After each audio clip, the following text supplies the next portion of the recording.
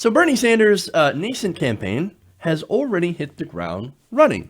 Now, what do I mean by that? Well, I mean that they're breaking fundraising records from the army of grassroots supporters already. Now, according to NBC News reporter Alex Seitz-Wald, Sanders has received donations from all 50 states within an hour of his launch 2020 bid. And within 4 hours, he raised over $1 million in small donations. Now, that's actually getting really close to breaking fundraising cycles, or fundraising records, I should say, in this cycle, specifically Kamala Harris. Now, Kamala Harris broke record herself by raising $1.5 million within the first day. Well, look, Bernie Sanders raising $1 million within the first 4 hours. It wouldn't be a stretch to see him actually raise more than Kamala Harris. He might have already done that so far. So I would say that he's off to a pretty good start. There's plenty of energy and there's plenty of money that apparently is pouring in. This is the time that we've been waiting for. So it's great to see. Now, already, of course, there are attacks from the Trump administration. Trump's campaign itself released a statement saying that Sanders had, quote, already won the debate in the Democrat primary because every candidate is embracing his brand of socialism, which in reality, it's social democracy. See, Bernie Sanders calls himself Democratic Socialist. It's not actually correct. He's more of a New Deal FDR-style Democrat, and more in line with countries like Denmark than Venezuela, right? Now, of course, you're going to hear Venezuela all the time. It's going to be like a chant. Venezuela, Venezuela. You hear it from the right wing. It's already begun. Look, it has been going on for quite some time. So, nonetheless, the statement continues, but the American people will reject an agenda of sky-high tax rates, only on the rich, government-run healthcare, and coddling dictators like those in Venezuela.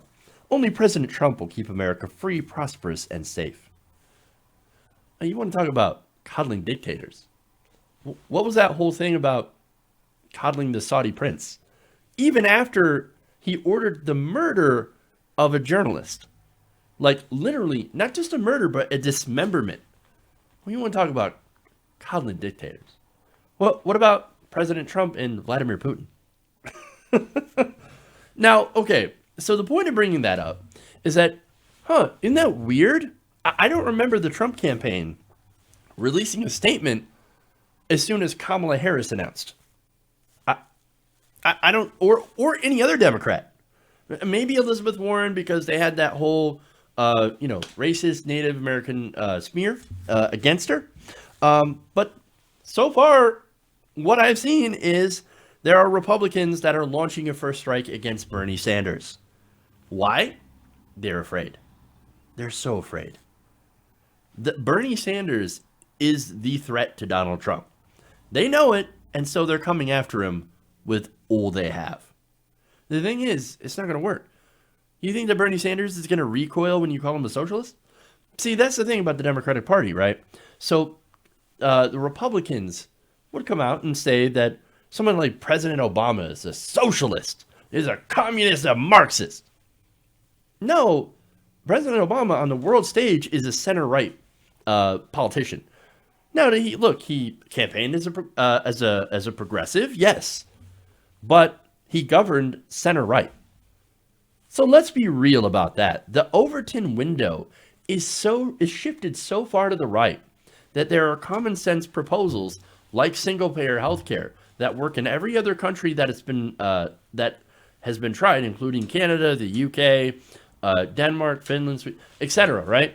These different countries, all these other different countries. We're actually the only country in the world that doesn't guarantee healthcare to every single citizen, and we pay more than any other country does. It's complete and utter insanity, right? So, nonetheless, they call people who advocate for that common sense policy radical. Oh, you're socialism. Venezuela, you're going to be eating rats. You're going to be cooking your pets. No, look, again, Venezuela, complicated situation, mismanagement, of course, corruption, massive corruption.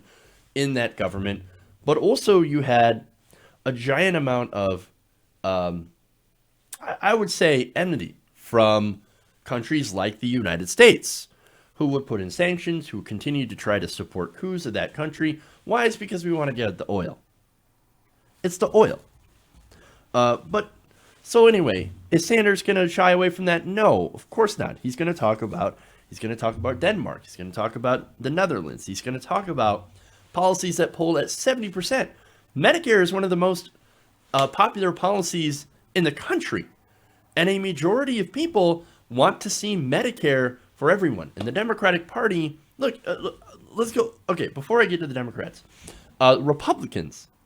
There's even a large chunk of Republicans that are like, yeah, well, I like Medicare. Medicare for all, it makes sense.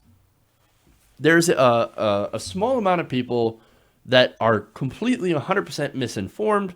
Why? It's because they're misinformed by incredibly wealthy people who don't want to see their taxes go up. And that's the issue about this, right? Now, not only that, but things like the Green New Deal, incredibly popular. Higher minimum wage, a $15 living wage, very popular. In fact, in a lot of red states, they got ballot measures passed, which raised the minimum wage. And of course, Republican politicians pushed against that. Oh, it's going to kill business. That's the usual thing that they say. But it's not true. But on these issues, and being called a socialist and Bernie Sanders is going to fire back. He's not going to cower away like the Democrats used to do. Democrats, whenever you point out, or whenever a Republican would say, "Oh my God, you're being a socialist, you're a Marxist." Oh no, I'm capitalist to my core.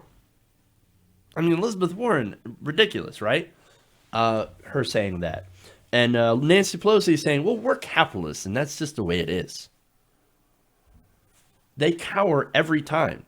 Bernie Sanders is going to meet this head on and say, "Yeah, we're democratic socialists." Which means Denmark, which means things like single payer, which means common sense proposals. And most people who think about it are like, oh, yeah, I guess that makes sense. But you're going to have a lot of bots. You're going to have a lot of trolls. You're going to have Russian trolls that are going to try to derail the conversation and try to turn people against, I think, what is the best chance to beat Donald Trump, and that's Bernie Sanders. Now, the older boomers, look, they're on Trump's side. They're either on the establishment or on Trump's side, right? But what's going to help Bernie Sanders is young people, right? Young people are now the biggest voting bloc in the country. And these fundraising numbers already show that Bernie Sanders has the energy of young people behind him and is behind the policies that most Americans want. In short, whether you like it or not, everyone today is feeling the burn. Hey guys, hopefully you enjoyed that free video. Now I'm going to have to ask you a favor.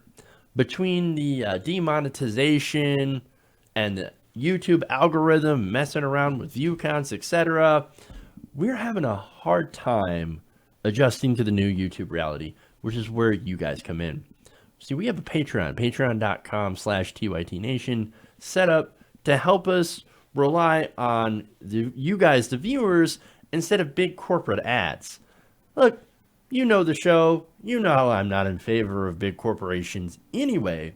So help us transition away from relying on the ad model to pay the bills and sign up to be a patron, patreon.com/TYTNation. That goes a long way to help us keep the lights on. And you guys will know that you're supporting independent progressive media.